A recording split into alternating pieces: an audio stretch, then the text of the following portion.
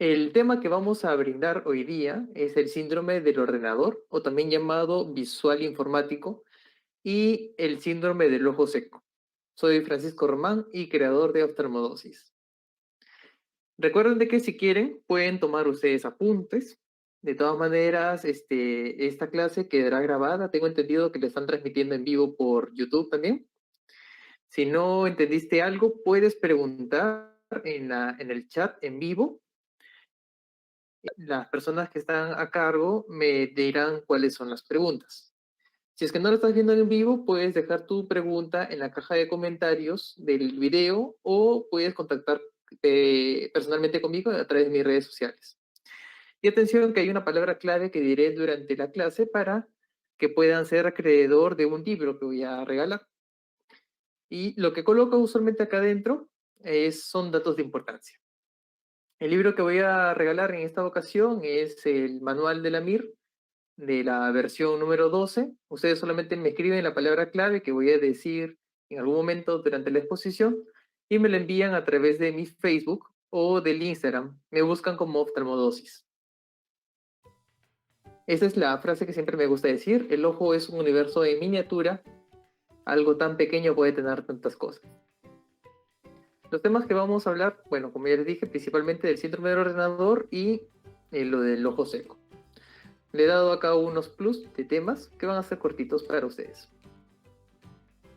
Y bueno, con respecto al uso de las nuevas tecnologías, ahora que estamos en tiempos de cuarentena, ¿qué cosas hacíamos pre-cuarentena? Espero de que muchos se sientan identificados con esta fotografía, porque realmente nuestra generación es así. Nos vamos a las reuniones sociales y muchas veces estamos con el celular en lugar de estar conversando directamente con las personas que estamos reunidos. Y esto es lo que era en la época pre-cuarentena, una salida de amigos. Ahora cuando estamos en casa, prácticamente hemos llevado las mismas actividades que hacíamos afuera, las estamos haciendo en casa. Cada uno está con el celular, con la tablet, o está con la computadora, tal vez trabajando o distrayéndose. O como están ustedes aprendiendo. Y lo que atrae la exposición a los aparatos electrónicos, las pantallas electromagnéticas, es más que todo la fatiga, el cansancio visual que puede haber. Y para esto hay la regla del 20-20-20. Yo le agregué un 20 más, que es parpadear 20 veces. ¿De qué trata? Cuando una persona está mucho tiempo trabajando con la computadora, usualmente se dice de que ahí empiezan a tener mayores molestias cuando trabajan con una pantalla durante 4 horas o más seguidas sin descanso, empiezan a aparecer lo que es el síndrome del ordenador y aparecen síntomas severos. Para que ustedes prevengan esos síntomas, para que puedan tener mayor facilidad de lubricación en los ojos, pueden hacer la regla 20-20. ¿De qué trata? De que cada 20 minutos que ustedes estén trabajando, van a tomarse unos 20 minutos de pausa, van a parpadear unas 20 veces y van a mirar a un objeto que esté a unos 20 pies de distancia, que es aproximadamente a unos 6 metros. ¿Listo? Entonces, con lo que es el síndrome del ordenador, en un estudio que se hizo en Visual Conscious Survey en el 2014, se hizo el estudio en personas que estaban entre los 20 y los 50 años de edad. Y se dieron cuenta de que de este grupo etario, 74-90%, o sea, más o menos 6 a 9 personas de cada 10, presentaban síntomas del síndrome del ordenador. Cerca del 6 de cada 10 de los adultos que pasaban más de 5 horas al día con un dispositivo electrónico tenía síntomas severos y más cuando tenía mayores de 4 horas de exposición. ¿Cuáles son los síntomas más frecuentes? El más frecuente es la fatiga visual, que llega hasta un 80%.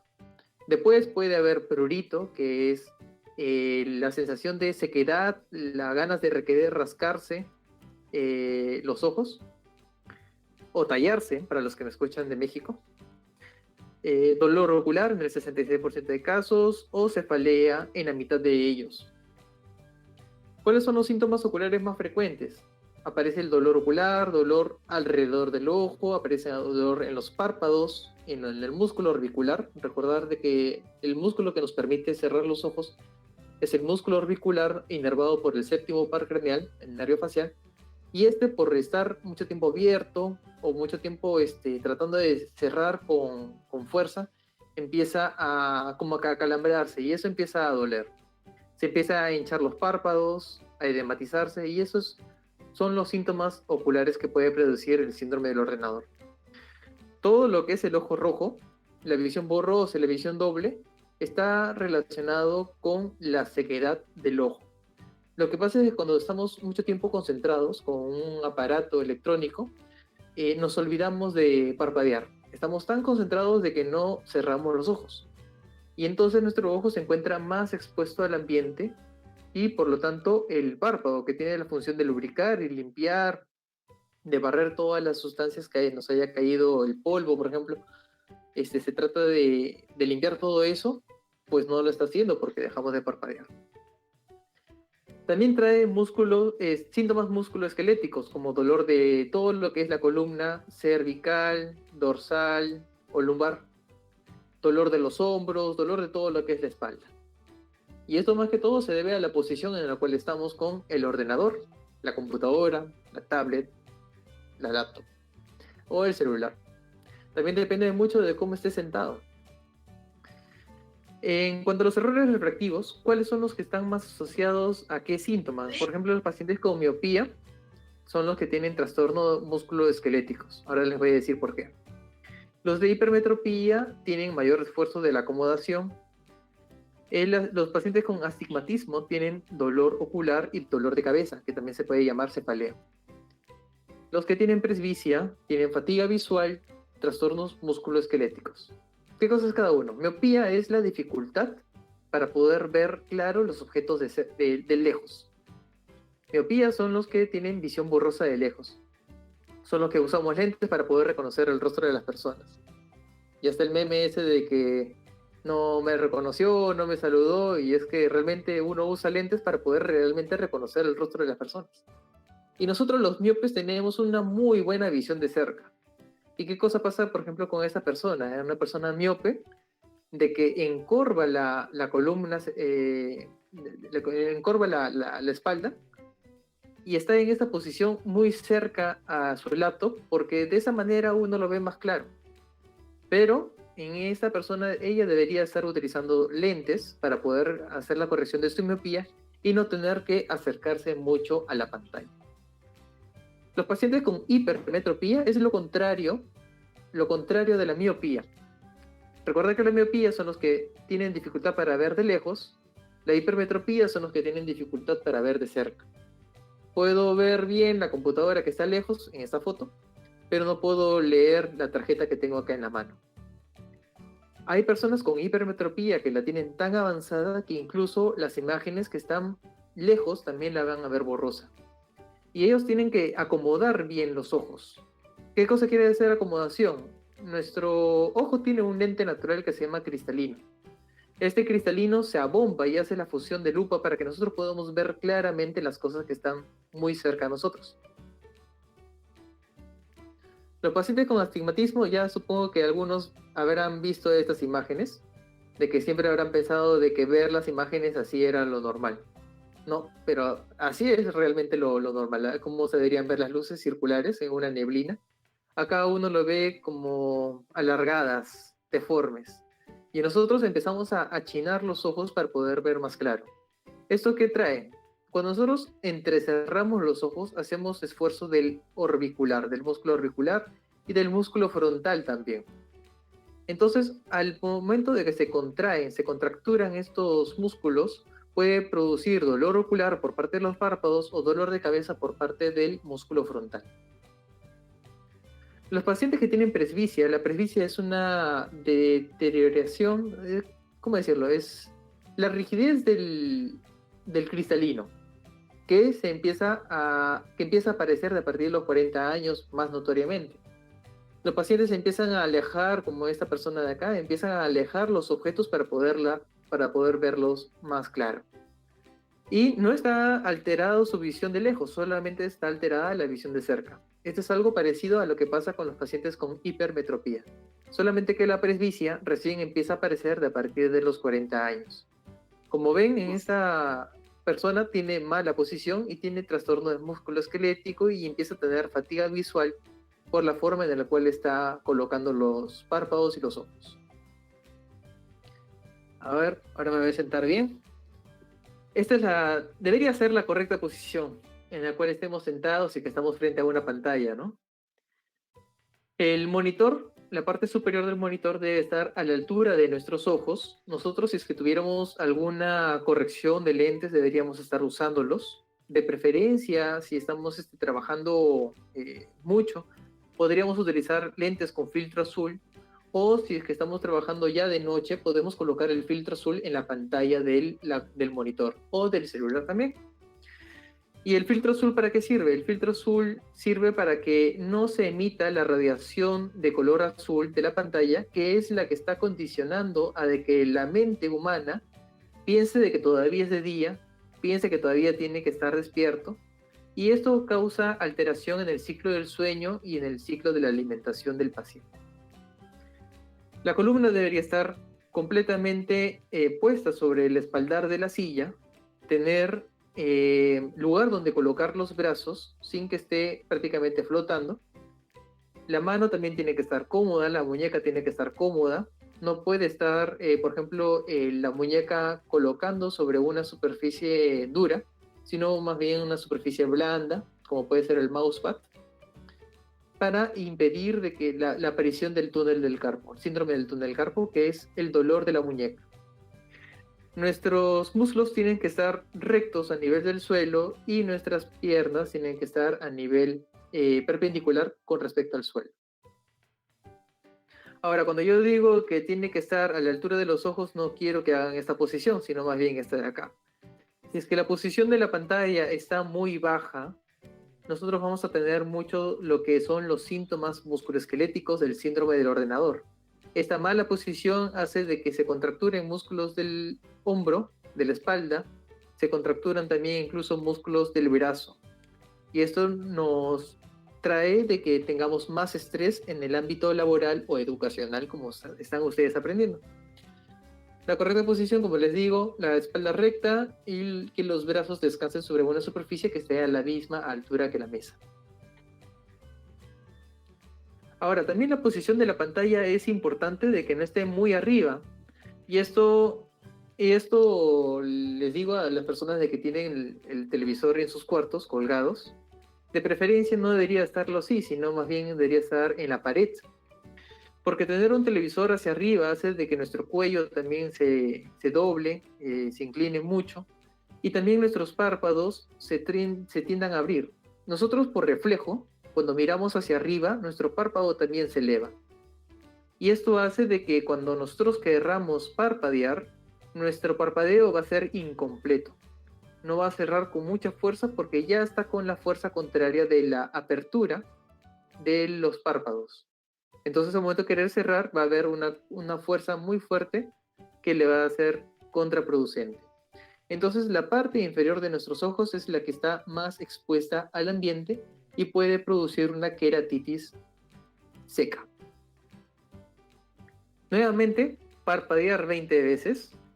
Cada 20 minutos que estemos en esta charla, vamos a hacerlo, descansar unos 20 segundos, mirar a una distancia de unos 20 pies de distancia, que equivalen a 6 metros, durante 20 segundos. Esa es la regla de los 20, 20, 20, yo le agregaré un 20 más para parpadear. Ahora, algunos tenemos hermanos pequeños, tal vez primos con los que vivimos, o hijos que usan celular o están ahorita haciendo sus clases, usando celular, la tablet, la computadora. Entonces, idealmente, ¿cuánto es el tiempo que deberían estar ellos con los dispositivos electrónicos? Un niño entre 0 a 2 años no debería estar usando pantallas. Según la Academia Americana de Pediatría, esto causa de que el niño se vuelva muy dependiente a las imágenes, a los sonidos. Trae usualmente porque el niño es corto de vista, por así decirlo, cuando todavía su ojo no está en desarrollo, no tiene la medida final de un adulto, se malacostumbra a tener los objetos muy cercanos. Y esto hace de que el cristalino del niño esté muy contracturado haciendo de que esté haciendo la forma de amodamiento, la forma de lupa para poder enfocar adecuadamente los objetos cercanos. Cuando el niño va a querer después mirar hacia afuera, este músculo todavía va a seguir contracturado y va a tener una visión borrosa de lejos. Los niños de 2 a 5 años tampoco deberían estar mucho tiempo con los equipos electrónicos, de preferencia un máximo unos 30 minutos hasta 60 según sea el caso. Como ven acá en la foto, los niños de esta edad deberían estar mirando cosas a su alrededor y aprendiendo, y colocar su mirada a algo muy cercano, que emite radiación, la luz azul, puede ocasionar dependencia, alteraciones del ciclo del sueño, alteraciones de su alimentación también. Los niños entre 7 a 12 años, estos son niños que actualmente por el tiempo de cuarentena, ¿qué se le va a hacer? Ellos necesitan estar con el teléfono, con la tablet, con la computadora para que puedan seguir aprendiendo. Lo ideal es que debería estar solamente una hora con un adulto presente y no utilizar estos equipos durante el periodo de comidas. En los adolescentes de 12 a 15 años pueden utilizarlo entre una hora y media hasta máximo 2 horas, y tener cuidado con ellos con respecto a lo que son las redes sociales, ya que podría haber personas que quisieran hacerles daño. Los niños mayores de 16 años ya pueden usar los equipos durante 2 horas, pero de preferencia la academia recomienda que no tengan esos equipos ni pantallas dentro de los dormitorios. Entonces, en resumen, entre 0 a 2 años, nada de pantallas. De 2 a 5 años, entre media hora a una hora al día. Entre los 7 a 12 años, una hora con un adulto delante y nunca en horario de comida. Entre 12 a 15 años, una hora y media, máximo 2, y cuidado con las redes sociales. Y más de 16 años, máximo un periodo de 2 horas y no pantallas en dormitorio. Obviamente todo esto en los niños que van al colegio está alterado, ya que ellos necesitan seguir aprendiendo. Dentro de casa se puede hacer lo que son los horarios y lugares sin pantallas. No utilizar móviles ni pantallas una hora antes de irse a dormir. Como les dije, la luz azul que podría tener los celulares o las pantallas intervienen con lo que es el ciclo del sueño. La persona sigue pensando que todavía es de día y van a tener dificultad para poder conciliarlo. Entonces en ellos es preferible no utilizar el celular durante una hora. No utilizar los móviles ni tampoco las tabletas en horario de comida. Marcar un tiempo en familia donde ninguno lo esté usando, y así los niños también aprendan a seguir estas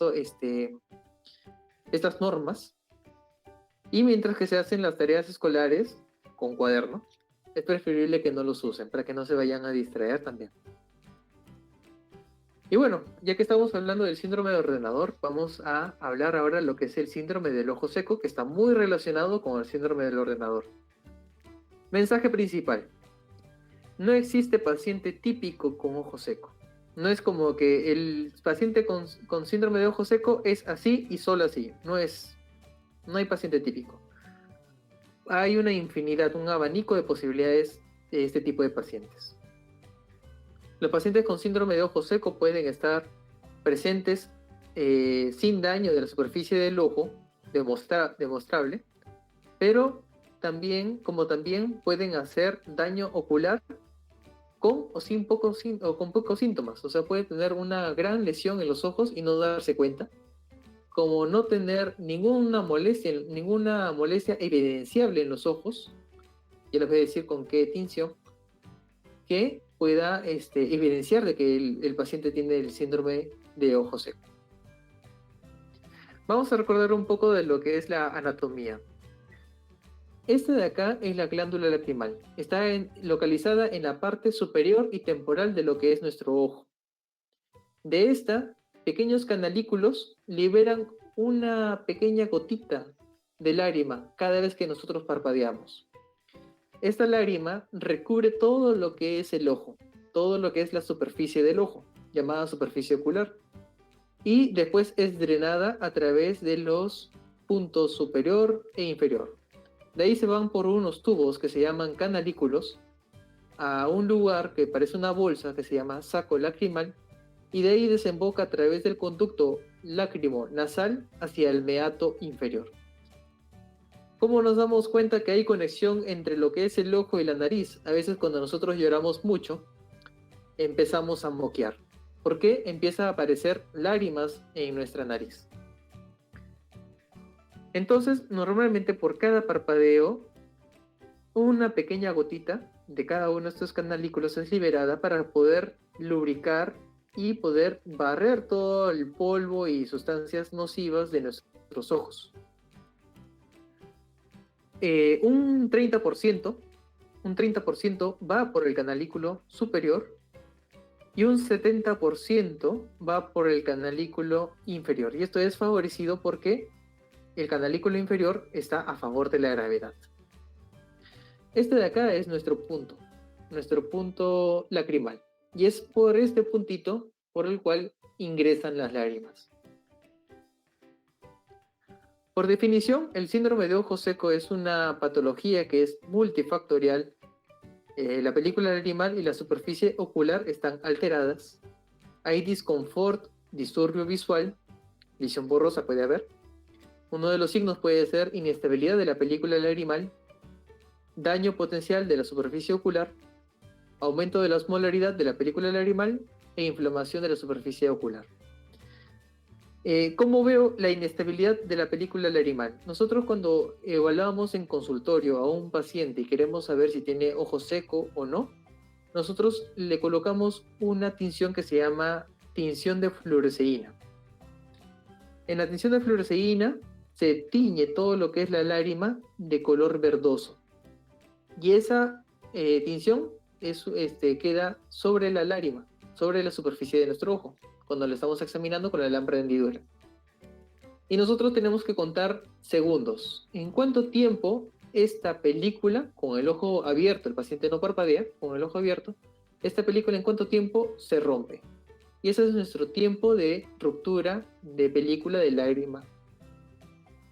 Normalmente debería ser más de 10 segundos. 10 segundos es sospechoso, es borderline. Y menos de 10 segundos es un paciente que tiene una película lagrimal alterada y tenemos que buscarle por qué. Este de acá es la parte anterior de nuestro ojo que se llama córnea. Acá es el cristalino. Y que es una manta de color amarillo que le he colocado acá se llama retina. La luz tiene que ingresar, atravesar los medios transparentes, que es la córnea y el cristalino, y llegar hasta la retina para que nosotros podamos ver adecuadamente. Esta córnea está lubricada siempre por la película lagrimal, que también se encarga de humectar, mantener humectada a la córnea y a la conjuntiva que está encima de la esclera. Cuando se altera la película lagrimal, la córnea va a tener contacto directo con el ambiente y puede empezar a secarse.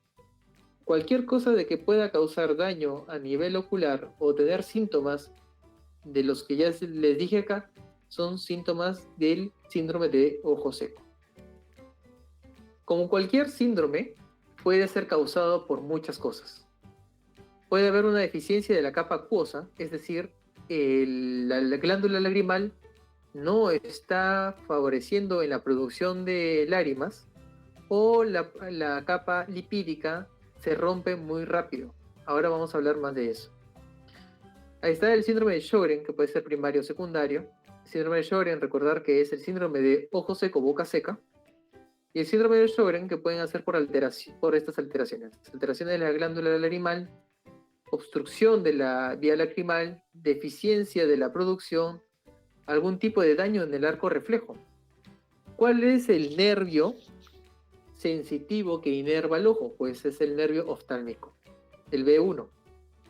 Este B1 dice cuando hay una irritación en el ojo, manda una señal al cerebro y del cerebro va a través del séptimo paro craneal hacia la glándula lacrimal y dice hay que empezar a producir más lágrima. Es por eso de que cuando cae un objeto extraño en nuestro ojo, inmediatamente nuestro ojo empieza a lagrimear. La señal es enviada a través del quinto par 1 hasta nuestro cerebro y después, como respuesta refleja, empieza a través del séptimo par craneal a exprimir la glándula lacrimal para que pueda humectarse nuestro ojo y limpiar el material extraño. El tipo evaporativo significa de que puede ser intrínseco, o sea, del mismo ojo. Puede haber alguna alteración con las glándulas de lípidos, con la apertura del ojo, un parpadeo bajo o fármacos que pueden estar alterando el parpadeo. O también puede ser extrínseco, el déficit de la vitamina A, conservantes cuando estamos utilizando algún tipo de medicación, los lentes de contacto o una enfermedad en la superficie ocular como los que tienen alergia. Vamos a recordar también un poco de anatomía del párpado. Este de acá es el párpado superior, este de acá es el párpado inferior y ese es nuestro ojo, un corte sagital.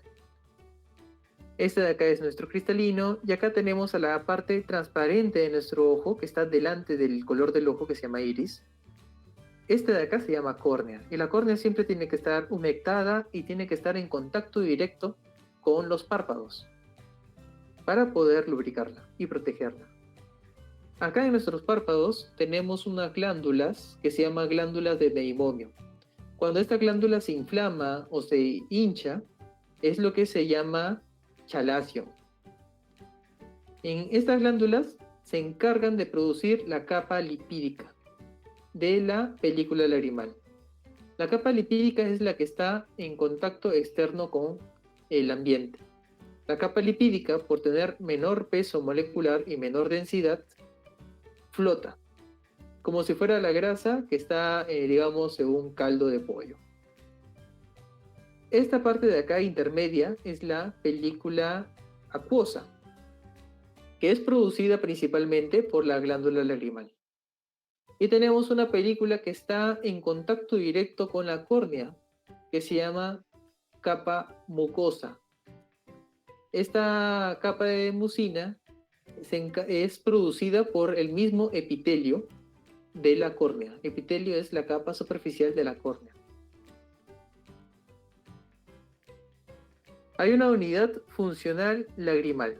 Los párpados con las vías lacrimales, glándula de Meiomio, las lágrimas, la conjuntiva, la córnea, el epitelio de la córnea, la vía de la inervación, vía aferente, que es la que envía la señal al cerebro, la vía eferente, que el cerebro envía la señal por el sistema parasimpático, simpático y neurotransmisores.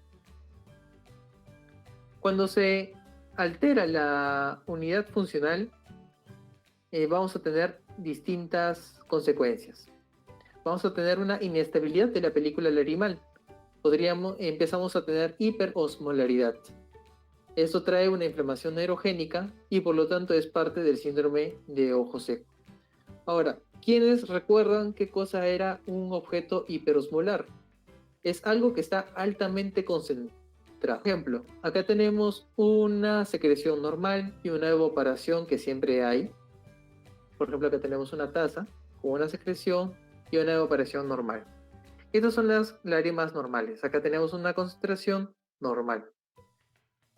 Cuando hay un déficit de la secreción o un déficit de la lubricación de la parte del ojo, por parte de la evaporación normal que tiene la lágrima, empieza a disminuir la cantidad de líquido acuoso, de la capa acuosa de la lágrima, y empieza a ser hiperosmolar. Cuando es hiperosmolar, empiezan a deshidratarse el epitelio de la córnea.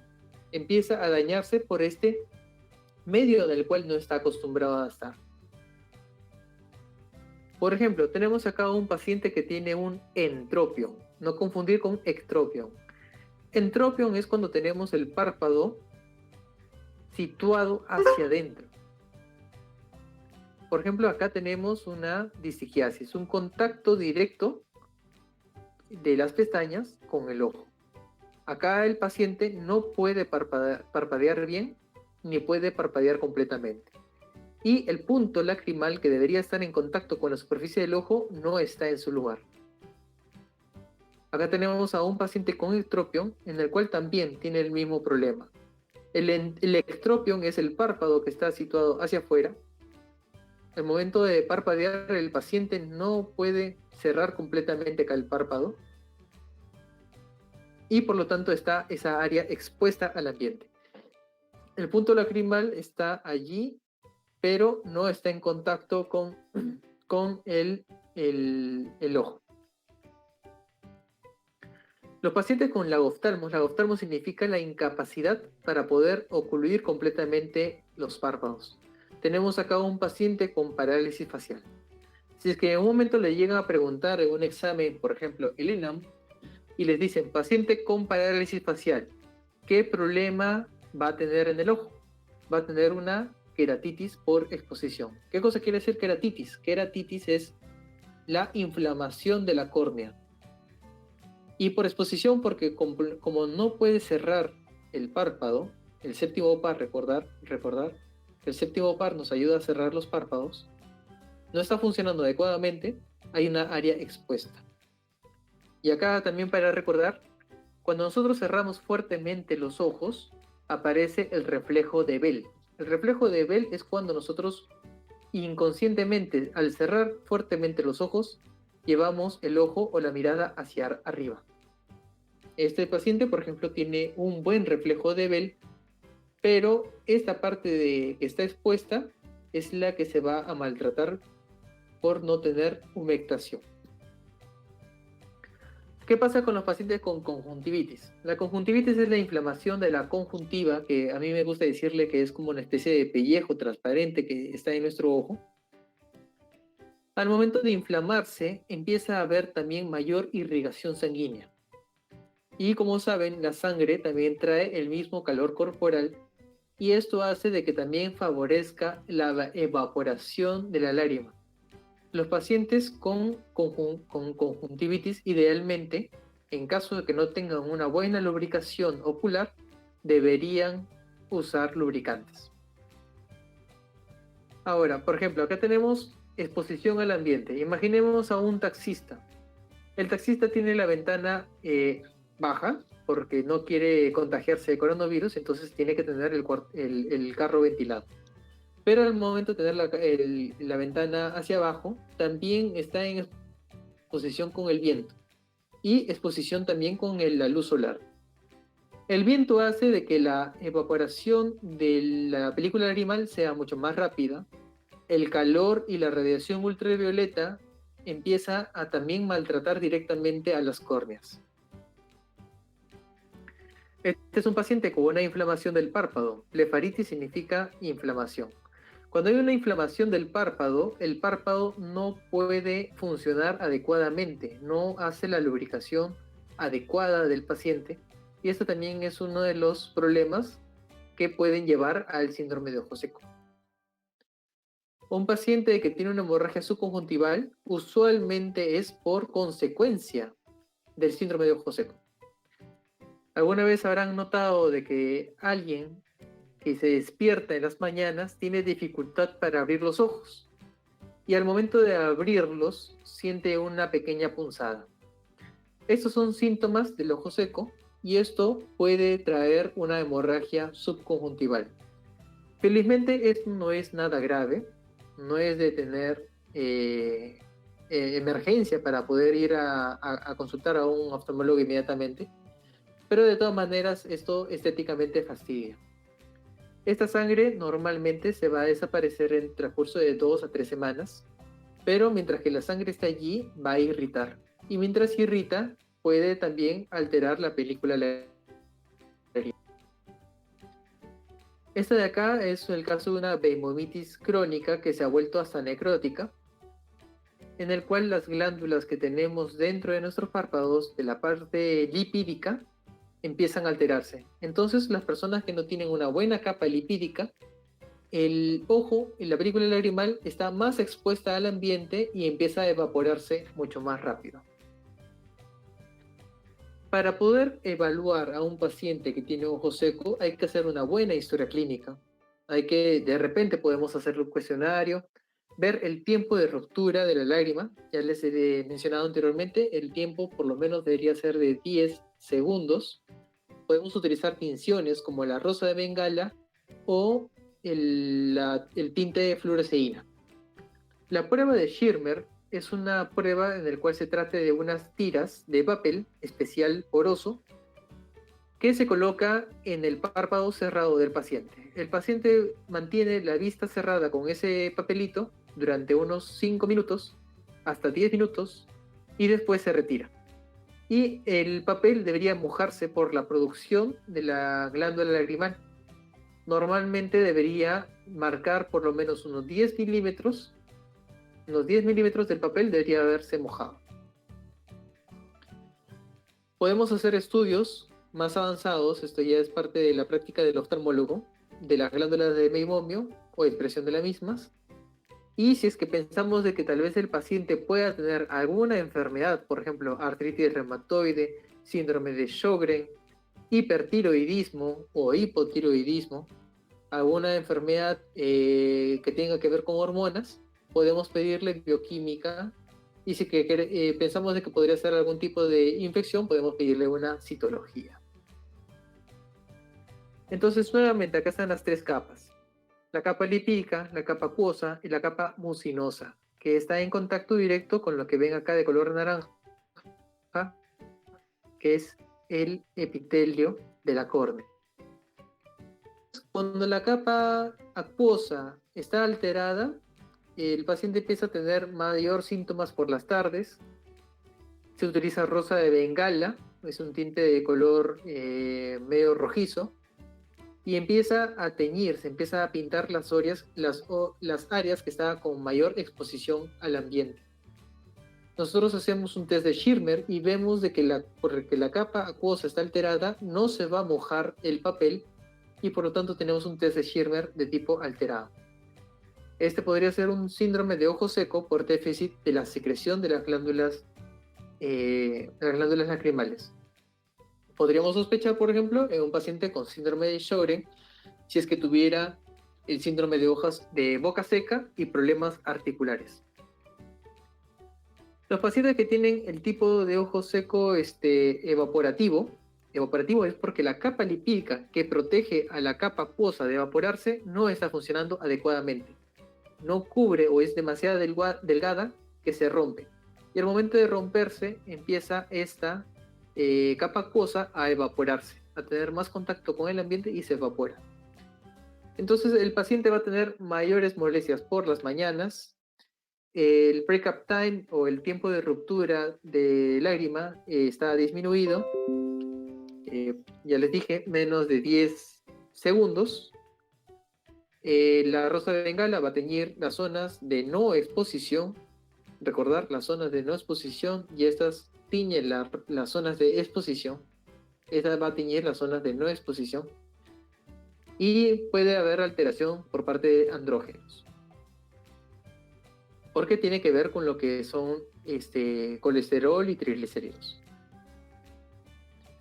Los pacientes que tienen alteración en la capa mucosa o mucinosa es más que todo por estrógenos, el sistema parasimpático o algún tipo de respuesta inmune, por ejemplo, los pacientes que tienen alergias, déficit de vitamina A que causan xeroftalmia. Xeroftalmia es lo mismo que decir ojo seco. Quemaduras que puedan hacer alterando el epitelio de la córnea, que es el que se encarga de producir esta capa.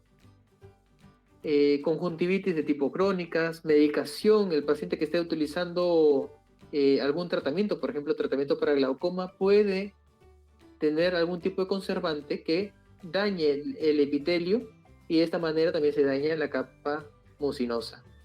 También hay conjuntivitis cicatrizantes.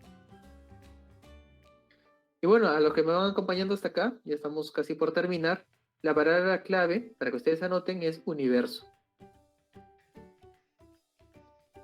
¿Qué síntomas va a tener el paciente? El paciente va a tener blefaroespasmo. Blefaroespasmo es cuando te tiembla mucho el ojo. Acá un meme. Es el cierre involuntario de este. Hay pacientes de que empiezan, por tanto esfuerzo que tiene la vista para poder abrirse y también para poder cerrarse a la vez, de que ambos músculos se contracturan y empieza a temblar. ¿Qué cosa se hace para el blefaroespasmo? Lo recomendable es utilizar gotas lubricantes y descansar. Los pacientes que tienen secreción espumosa a veces son por los que tienen síndrome de ojo seco. Al momento de parpadear, la película lagrimal no es estable y empiezan a formarse burbujas. Y esto es la secreción espumosa, que es la que vemos. El punto lacrimal también puede estar dilatado, ya que es un punto de que debería estar siempre humectado. Y al momento de no estar humectado empieza a dilatarse, como diciendo, quiero absorber lo que hay de lágrima, pero no encuentra. Este es un dibujo de keratitis punctata para que me entiendan. Este es un ojo en el cual hay daño a nivel, en la mitad de la apertura del ojo. ¿Y por qué tiene esta distribución? Es que cuando hay una exposición, un cierre incompleto del párpado, la única parte que se expone es la parte inferior de la córnea y conjuntiva, porque el párpado superior no eleva suficientemente, ni el párpado superior baja completamente. El párpado inferior no sube, ni el párpado superior baja. Entonces, esta área es la que está más expuesta al ambiente. Y acá esta es una foto con lo que es la tinción de fluoresceína. La tinción de fluoresceína es esta de acá, es una tinción de color amarillento que con acción de una luz especial que se llama azul de cobalto brilla, florece. Y esta tinción de fluoresceína florece de color verde por donde hay daño en la córnea. Empieza a teñir los lugares donde hay daño, donde está el epitelio alterado. La keratitis punctata tiene como pequeños puntitos, como pequeñas celulitas que hubieran hecho apoptosis por la hiperosmolaridad, y es ahí en esas zonas donde empieza a teñirse. Felizmente, con el tratamiento, una keratitis punctata desaparece sin dejar rastro. Los filamentos corneales, que son estos de acá, es cuando hay una alteración por parte de los párpados. Esto usualmente se puede ver en niños o se puede ver en pacientes que tienen síntomas alérgicos. El plan de manejo tiene que ser a largo plazo en los pacientes que tienen ojo seco. Lo principal es saber qué cosa lo ha causado. Si es que se puede evitar, se puede eliminar los factores agravantes, hacerlos. Tenemos que ir a un apoyo de la unidad funcional lagrimal. Hay que estabilizar, hidratar el ojo, lubricar, una buena lubricación, estimular los secretagogos. Podemos utilizar medicamentos antiinflamatorios en casos avanzados, pero esto de acá solamente lo receta ya el oftalmólogo. Podemos incrementar la dieta de los pacientes que tuvieran algún tipo de alteración con andrógenos, el tipo de ácidos grasos esenciales. Podemos utilizar sustitutos biológicos en pacientes que tienen síndrome de Sjögren muy severos. Son aquellos que ni siquiera pueden abrir el ojo porque están tan secos que empieza a tener una exposición directa con el ambiente y causa incluso hasta cicatrices en la córnea. Esas cicatrices en la córnea se llaman leucomas. Leu de blanco, porque dejan como manchas blancas en la córnea. Entonces nosotros podemos utilizar suero autólogo, que eso se produce de la misma sangre del paciente, se centrifuga y solamente se extrae el plasma, y ese plasma se utiliza como gotas para el paciente.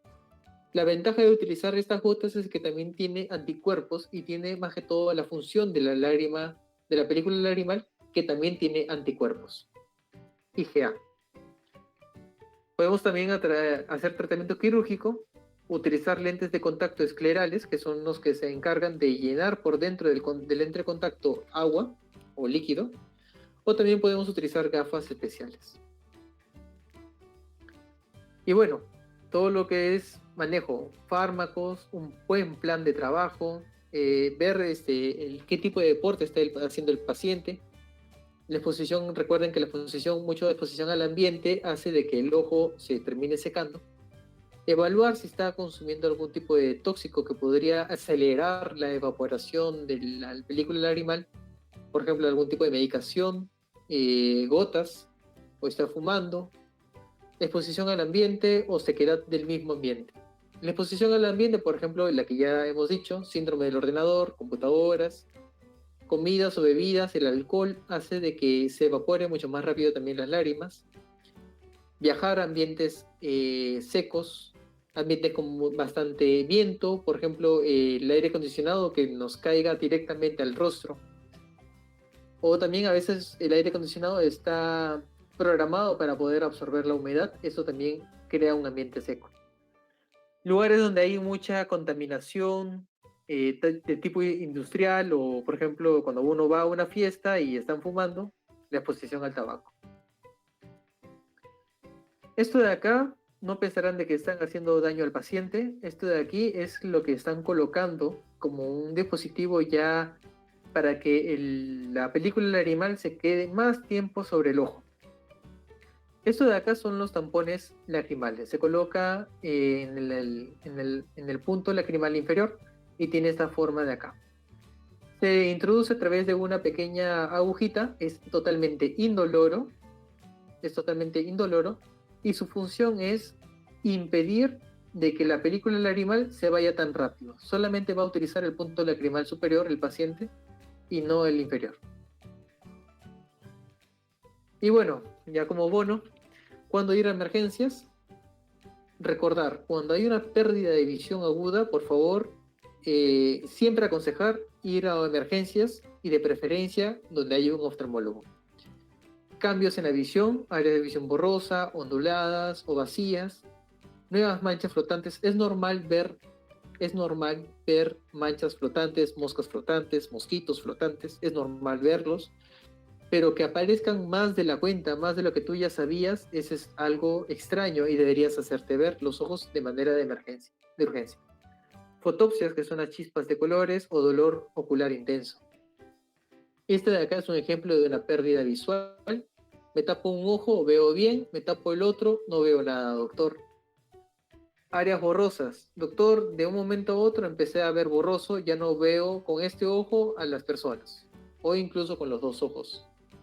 Y antes sí podía verlas.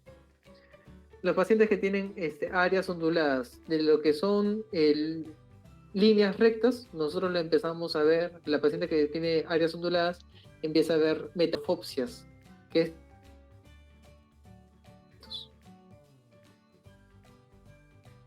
de retina, nuevas moscas volantes. Normalmente nosotros tenemos algunas mosquitas, pero cuando aparecen más de la cuenta o más de lo que ya sabíamos, eso es alterado. Cuando hay un dolor ocular intenso, también es motivo para ir a emergencias. Este de acá no es un motivo para ir a emergencias, es una hemorragia subconjuntival, pero de todas maneras, ustedes que están en preparación para ser médicos, si es que en algún momento tienen duda sobre qué cosa podría ser el ojo rojo de su paciente, con toda confianza pueden contactar conmigo. Yo soy oftalmodosis, me pueden buscar en mis redes sociales así, para poder orientarlos en qué se podría hacer. Por ejemplo, tenemos acá un paciente con ojo rojo y este sí necesita una atención de emergencia, con tratamiento de emergencia, para que pueda preservar la vista. Este es un paciente que tiene un glaucoma agudo de ángulo cerrado, vemos una pupila medianamente midriática, dilatada, y un ojo rojo alrededor de la córnea. Y bueno, nuevamente, para los que me han seguido hasta aquí, los que han visto la palabra clave, pueden enviármela a través de mi Facebook y a través de mi Instagram y yo les voy a dar el enlace para que puedan ingresar.